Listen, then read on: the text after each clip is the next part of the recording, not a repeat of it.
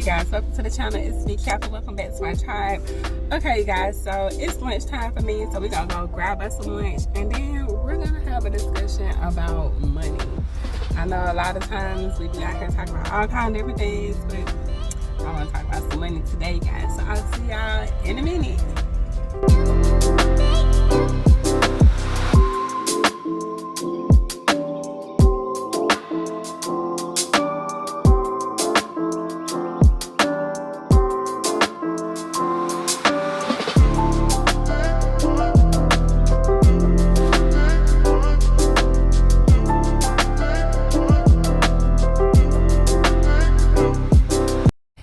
Hey guys, welcome to the channel. It's me, Kathy. Welcome back to my tribe. Okay, you guys, so today's video we're just going to be covering a few ways for you to maximize the amount of money you'll be making as a surgical tech or really in any career. But because I know most of my viewers and subscribers are on my channel looking for surgical tech information, we're just going to talk about the money aspect of it, you guys, because the category that everybody is really on my channel for is money. Like, if you're on my channel and you're thinking about going traveling, it's because you want to make more money as a surgical tech. If you're looking at my channel and you're thinking about becoming a surgical tech, it's typically because you're looking for a career that's going to offer you more money than the career that you're in now. So no matter what career you're in, this information will work for you, but it is catered to surgical techs just because that's what people are coming to my channel for. Now that we got all that out of the way, you guys, let's just go ahead and just cover a few ways to increase your income. Okay, so one of the ways that I would suggest you increase your income is a very basic way, and that is creating a budget. If you don't have a budget, you don't really know how much money you're keeping and where your money is going. All you know is that you're getting a paycheck, and the next thing you know, all the money's gone after you paid your bills. So first thing is to look at your spending habits and look at your expenses and your income. Once you get your income and you subtract all your expenses, if you have a surplus of money left over, then you're doing well. But if you're in a negative, then we have to go back and we need to do some adjusting. A basic rule for budgeting would be the 50-30-20 rule, you guys. You should be living off of 50% of your income. 50% would literally go to your house, your rent, lights, car, cell phone, everything that you need, insurances, Wi-Fi, all that is included in the 50% that you can live off of. Then you have 30%. The 30% and the 20% to me can be interchangeable, but the ideal would be 30% is to go to savings and the 20% can go to debt or giving. If you are trying to get out of debt faster, maybe go to 30% for debt and then 20% for saving and investing. I really don't advise on saving unless you're purchasing something. We're not just saving and stacking cash just for the sake of stacking cash. If you're stacking money, then it needs to be for something, okay, you guys? But the 50-30-20 rule will give you a basic budget for you to not be overspending, okay? In that budget that I was just talking about, when we talk about savings versus giving, the 30% or the 20% that I said could be interchangeable. What cannot be interchangeable is the 50% that you will be that's allocated strictly for your living expenses, your monthly living expenses. But once you've gotten that under control and we're looking at the 30 and 20%, you should be in your 30 or 20% depending on which one you're gonna consider it to be savings. When you're saving, you need to be creating an emergency fund, you guys. This emergency fund is gonna give you 3 to 6 months to 12 months worth of your monthly expenses. So once you know how much you're spending on your bare minimum for every month, then you're gonna multiply that number by 3, 6, 9, or 12 and create a savings plan with that number. So you can just start off as small as you possibly can, but the idea is to make sure you have a savings fund for any emergency, like quitting your job, getting fired, getting hurt, or in between travel assignments. That can also be a part of your saving fund. I would actually create a different fund if you're traveling and you're gonna be traveling for a short period of time. I would actually create a separate fund so you can know, okay, this is my emergency fun, and this is specifically for me to live off of for the next couple of months until I get another job or until I go back on a travel assignment. Now that we got budgeting out of the way, let's start talking about investing in yourself. The best way that I would suggest you invest in yourself, you guys, is gonna be through education. I'm not talking about going back to school. I'm literally talking about buying books, or even if you don't want to buy the books, you can go to the library. You're reading these books we're not reading fiction. It's not for fun. This is not entertainment. At this point, this is education.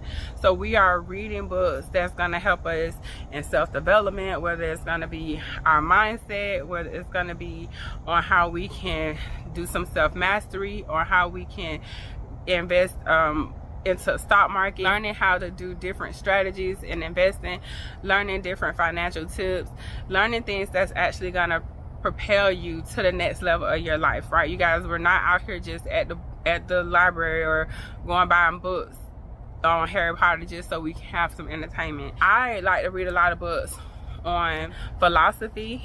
Those type of things intrigue me, and they also inspire me in other ways to find ways to create income outside of the ways that I've already learned. So for me, it's a continual learning basis. Like, I'm always learning something, and the more that I learn, the more ways that I find that I can make money. But I don't read a lot of fiction books when I'm trying to educate myself to get to the next level. Another way that you can invest in yourself, or that you can educate yourself, I should say, is gonna be on the type of content that you're consuming. Make sure that it's actually valuable content, and that when you're consuming this content, it's not in a place of lack. So you should be taking the information in, and once you get the information, don't just stop there. Actually go apply that information to whatever category in life that information applies to. A lot of times the information that you read, it'll apply to more than one area in your life. So just be mindful of that, you guys, okay? Another place that I invest in for myself, you guys, and it is because it was easy, it's the stock market. So for me, the stock market was an easy way to invest. I started with index funds, and basically index funds are a group of companies that are performing well. Typically, I'll do the S&P 500, and then I also, if I'm purchasing individual stocks, I purchase stocks that I actually use. So if you can purchase Walmart, you can do McDonald's if you shop at if you eat at McDonald's, if you shop at Walmart a lot. If you have a PlayStation, you should be purchasing Sony stocks. You know, just think outside of the box when it comes down to your investments. So when we're talking about investing, you guys, one of the biggest things is to make sure that you're diversified, and diversification looks like having stocks, make sure that you're budgeting well as different kind of investments like life insurance. Most of you guys should know this. I'm a life insurance agent.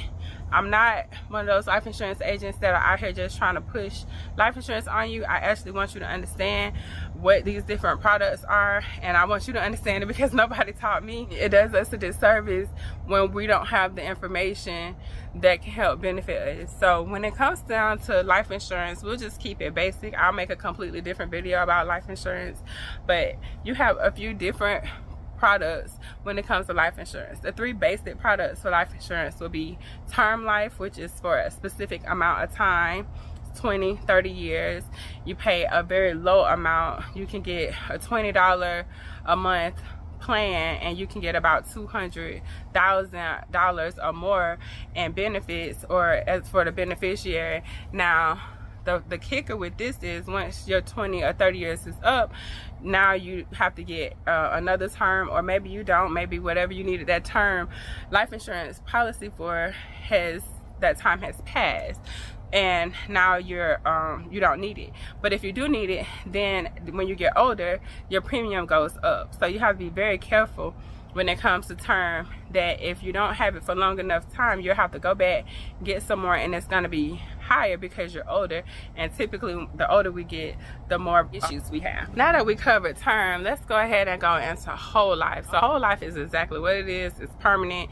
It's for the entire time of your life, and it is going to cost a little bit more. Now with whole life, there's a few different ways that you can get whole life. There's other products within this category. So with whole life, there's a whole life product called an IUL that offers a cash value to it. So what that means, when you have a cash value attached to a policy, the cash value is more of a living benefit, and it also comes with a death benefit, which is what most people know when it comes down to life insurance. Most people understand life insurance for death benefits, but it's also there for you if you get injured, or if you need to purchase a house or purchase a car. If you have enough invested into the product, which is not an investment strategy, so to speak, but you do pay a premium over time, that premium builds up a cash value. That cash value is available to you through borrowing it from the insurance company, will allow you to use your cash value as collateral, which still allows your cash value to grow with the interest from the insurance policy, but it doesn't pull away the amount of money that you're going to borrow. So the money stays there, continues to compound over time, so you're still getting your compounding interest, but you borrow against it. So now you actually have access to that money that is sitting in your policy, even though you didn't remove it, so to speak, you didn't withdraw it. And this is where the difference comes in between like 401ks and Roth IRAs, right? So with Roth IRAs and a lot of the retirement plans like 401ks, there's a penalty if you pull out the money before a certain age. Typically it's 59.5. So with life insurance, you don't have that penalty because you're not actually withdrawing the cash, you're borrowing from the insurance company, versus with a 401k or a Roth IRA, you will be withdrawing that. So then if you withdraw it, you lose the compounding interest, so the money is no longer stacking on the interest over time, because you put out, let's say $10,000, you had 20, so you was compounding your interest over time over 20,000, but when you withdraw it, it drops down to 10,000. So now your compounding interest is only on the 10,000, right? Because you withdrew 10. But if you have 20,000 in a life insurance policy, this is just an example, and you withdraw 10, you don't withdraw it, the 20,000 is still there, you're borrowing it from the life insurance company, and they're saying, okay, because we can use what's here as collateral. Now if you die before you pay the loan back, or if you decide that you don't want to pay the loan back, you don't get a penalty either. What tends to happen is the money that is owed is taken out of the death benefit. Now if the loan amount is subtracted from the death benefit, that means that the beneficiaries doesn't get that amount. That's all that happens, you guys. Now you should pay your back, so if something does happen to you, your family and your beneficiaries can get the maximum amount, but it's not a requirement. One thing that I do want to cover, you guys, and that's investing in a small business, an at-home business. I talk about this all the time, and it's multiple reasons for this, but we're just going to get into two right now. Starting an at-home business is going to give you the tax benefits that you'll need to offset your income if you're an employee.